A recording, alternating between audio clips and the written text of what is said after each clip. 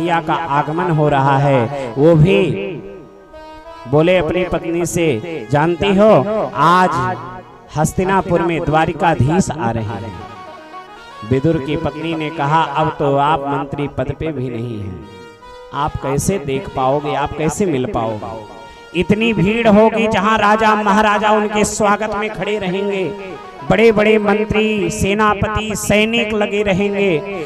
अब तो आप आम प्रजा हो, आप कैसे दर्शन कर पाओगे, कैसे दर्शन होगा।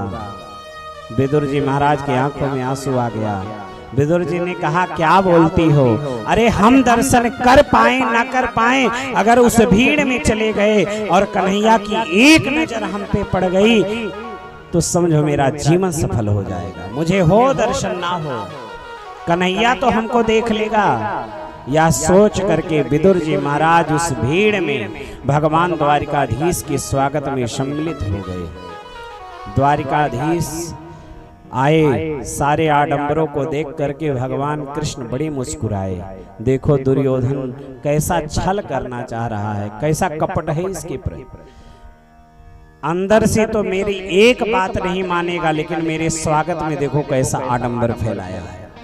भगवान सब देख रहे थे, लेकिन उस भीड़ में किसी के पास भगवान की आंखें ठहरी नहीं। उस भीड़ में सिर्फ भगवान खोज रहे थे, मेरे विदुर कहाँ हैं। मैं तो द्वारिका से इस हस्तिनापुर में उस विदुर के कारण आया हूँ, कहाँ है मेरा वो भक्त विदुर।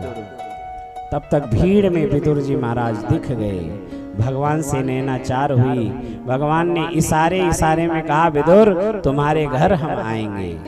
विदुर जी महाराज बड़े प्रसन्न हुए।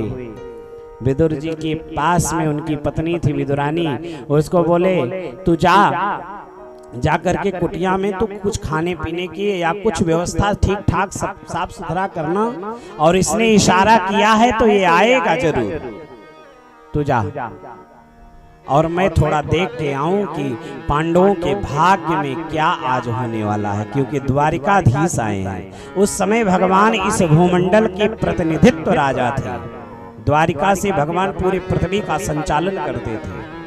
तो भगवान जब जहां भी जाते थे, जैसे प्रधानमंत्री आवे तो वहां के डीएम एसडीएम प्रदेश के मंत्री सब लग जाते हैं उनके स्वागत में, वैसे ही भगवान जब जाते थे तो बड़े बड़े राजा महाराजा ना चाहते हुए भी उनको स्वागत करना पड़ता था।